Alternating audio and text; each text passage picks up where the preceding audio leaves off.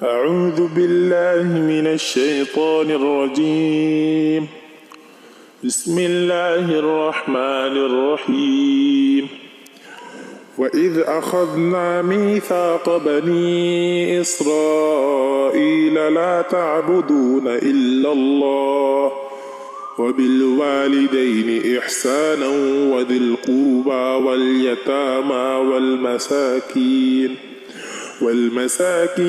وقولوا للناس حسنا وأقيموا الصلاة وآتوا الزكاة ثم توليتم إلا قليلا منكم وأنتم معرضون।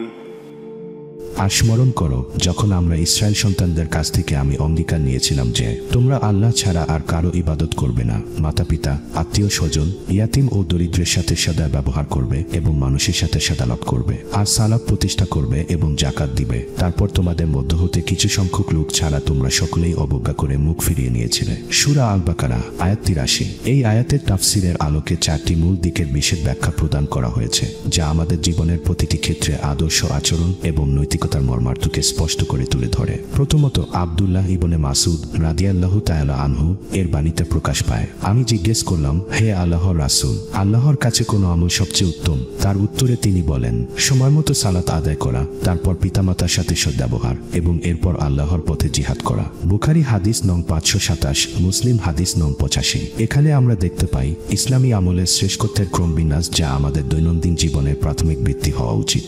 দ্বিতীয়ত, রাসূলুল্লাহ সাল্লাল্লাহু আলাইহি ওয়াসাল্লাম বলেন, মিসকিন সে নয় যে এক খাবার বা দুই খাবারের জন্য ঘুরে বেড়ায়, বরং মিসকিন হচ্ছে যার সামর্থ্য নেই অথচ সে লজ্জায় কারো কাছে চায় না অথবা মানুষকে আগলে ধরে কোনো কিছু চায় না। বুখারী হাদিস নং ১৪৭৬, মুসলিম হাদিস নং ১০৩৯। এখানে আলোকপাত হয়েছে মানুষের প্রতি নির্ভরশীলতা এবং সম্মানের সঠিক ধারণার উপর, যা আমাদের সহানুভূতি এবং মর্যাদার মূল্যবোধকে স্পষ্ট করে। তৃতীয়ত, আয়াতের সাদালাপ এর যা উল্লেখ হয়েছে তা সৌন্দর্যমণ্ডিত অর্থে ব্যাখ্যা করা হয়েছে। যখন মানুষের সাথে কথা বলা হবে তখন নম্রতা, হাসি মুখে ও খোলামনে কথা বলাই উচিত। তবে দিনের ব্যাপারে শৈথিল্য করা বা কারো মনোরঞ্জনের জন্য সত্য গোপন করা যাবে না, কারণ যখন আল্লাহ তাআলা মুসা ও হারুন আলাইহিমুস সালামকে নবুয়ত প্রদান করে ফিরাউনের কাছে পাঠিয়েছিলেন, তখন তিনি নির্দেশ দিয়েছিলেন, তোমরা উভয় ফিরাউনকে নরম কথা বলবে। সূরা তাহা আয়াত ৪৪। এছাড়া হাদিসে এসেছে, তোমরা সৎকাজকে সামান্যতম কিছুকেও খাটো করে দেখো না, যদিও তা হয় তোমার ভাইয়ের সাথে হাসি মুখে সাক্ষাৎ করা। মুসলিম হাদিস নং ২৬২৬। এবং আব্দুল্লাহ ইবনে আব্বাস রাদিয়াল্লাহু তাআলা আনহু এর বর্ণনা স্পষ্ট হয়েছে যে মানুষের সাথে সাদালাপের অর্থ হল সৎ কাজের আদেশ ও অসৎ কাজের নিষেধ। চতুর্থত, কিছু সংখ্যক লোক বলতে এখানে বোঝানো হয়েছে সেই নির্দিষ্ট গোষ্ঠীকে যারা তাওরাত রহিত হওয়ার পূর্বে মুসা আলাইহিস সালাম প্রবর্তিত শরীয়তের পূর্ণাঙ্গ অনুসারী ছিল এবং তাওরাত রহিত হওয়ার পর ইসলামী শরীয়তের অনুসারী হয়ে গিয়েছিল।